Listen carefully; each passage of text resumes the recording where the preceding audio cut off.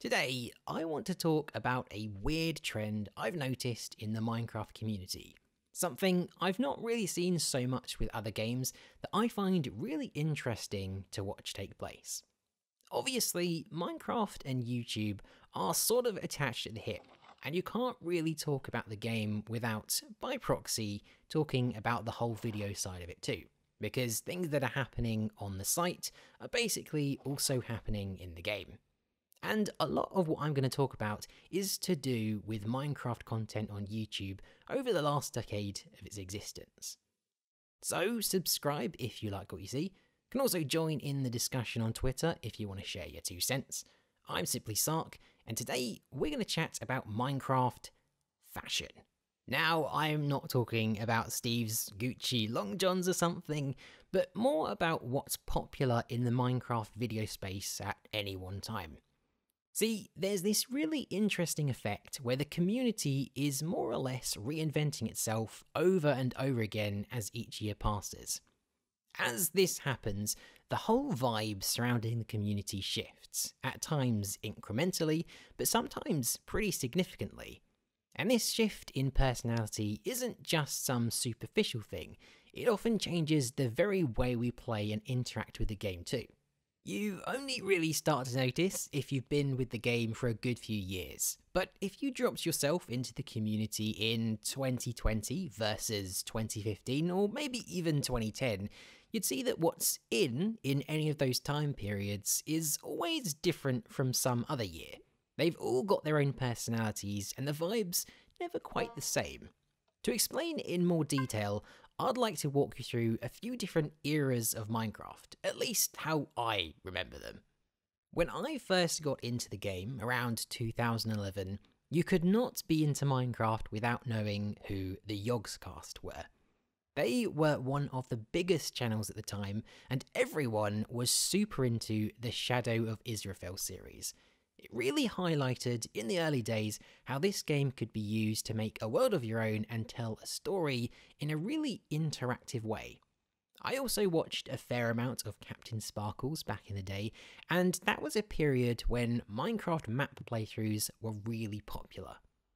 A little later, you saw a real explosion in modded spotlights, and people like Skydoes Minecraft started dominating the site, with things like prison server gameplay videos.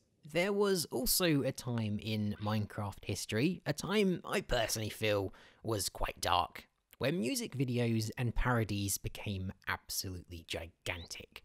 Everyone wanted a piece of the pie, and thousands of videos produced, along with some questionable quality and lyrics we'd all like to try and forget.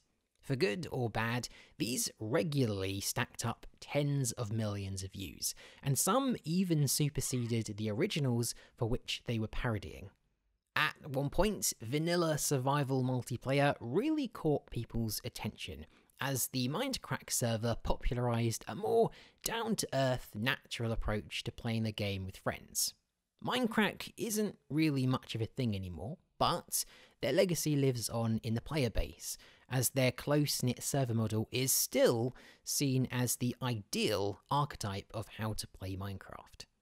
Somewhere in the timeline, Etho's take on redstone for actual survival purposes really resonated with people, and the whole idea of automation, farming, and useful tech became a permanent fixture of the Minecraft meta. Now, even the average Joe is automating their world in some form, and that's just part of the game. There was also an era of the kid-friendly YouTubers that really captured the attention of an even younger audience than we'd yet seen. People like Stampy and the Diamond Minecart really shook up the vibe of the community for a while. Stampy himself introduced an almost children's show-like format to his videos that hadn't really been done before. It was these creators that were largely responsible for putting the game on an even wider audience's radar. After that, Minecraft reached such a critical mass that it had become part of pretty much any parent's vocabulary, people who had never played the game or perhaps even played games at all.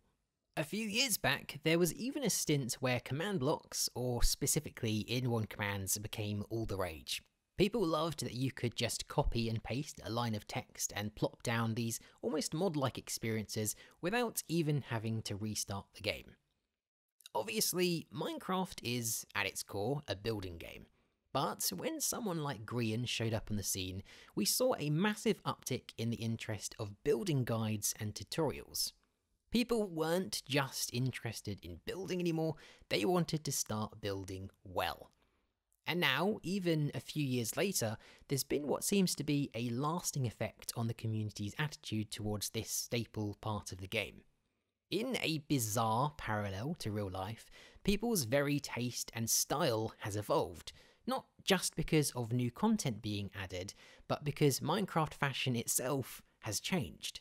Right now, in 2020, if I had to describe where we're at, I'd say the community has really ran away with and embraced the whole meme ironic vibe. Things have become a lot more conversational, snappy, and spur of the moment, instead of where we used to see a lot more rigid, structured, and serialized content. Of course, most games don't have the lifespan that Minecraft has, so maybe they just don't have enough time to evolve before they start to lose relevancy. But I'd actually say the reason Minecraft's personality is so dynamic isn't just because of its staying power, but also because of the special way it cycles through generations of players. A lot of people pick up Minecraft as a kid, are really involved and play for a solid few years, then eventually phase into other things as they grow older. You know, their interests change, they move on to new games, or other parts of life take over. But because Minecraft has this almost primitive allure to the human brain, kids, no matter what the generation, tend to really resonate. So as the older generation clock off, you get a whole new set of players ready to take their place. And because these players tend to have no nostalgia or preconceptions on the game's history, they don't really care what used to be popular. They dictate themselves what they want to see, and this changes the very personality of the game itself in a surprisingly short time frame. As not just a player or viewer, but also a video creator myself, I find it really interesting to watch all this happen. And not just that, but I'm also in the odd position where I'm actually participating in the act itself. I get to partake, influence, and be influenced by the will of the community. When I started, I just made things like bug showcases and command creations, but throughout I've had to reposition myself periodically to realign with where the community's headed. Things that worked 5 years ago, even things that were wildly popular at the time, are often now ineffective because the public interest has just moved on. As a creator, you can feel quite lost when the status quo changes and you don't understand exactly why. And I've witnessed, first and second hand, when a channel starts to stagnate and get stuck in a bygone era. Many never manage to leave and eventually bow out entirely. A lot of people might get intimidated when the rules change, but I've gained a real appreciation for this interesting effect and quite like the challenge of it all. My personal mantra for this whole thing is that I want to make sure I keep a pulse on the community and also make sure I'm not getting left behind. I don't want to just retread old steps and make the same stuff I or others have made in the past. I want to put out some real standout content that hopefully leaves an effect on others and maybe even the community as a whole. And maybe, in my own way, I can inspire others and help nudge Minecraft into whatever its next stage turns out to be. Anyway, I think it's a really interesting topic, and I find it cool to look back on this last decade and see all the ways in which the game has redefined itself. Let me know what you think about the whole thing, what's been your favourite era of Minecraft, or least favourite, and what do you think have been some of the most significant personalities, videos and events that have reshaped what the community looks like.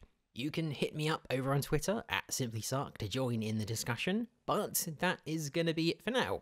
I do hope you enjoyed, and hopefully I gave you something kind of interesting to think about. Anyway guys, cheers for watching, and I will catch you in the next one.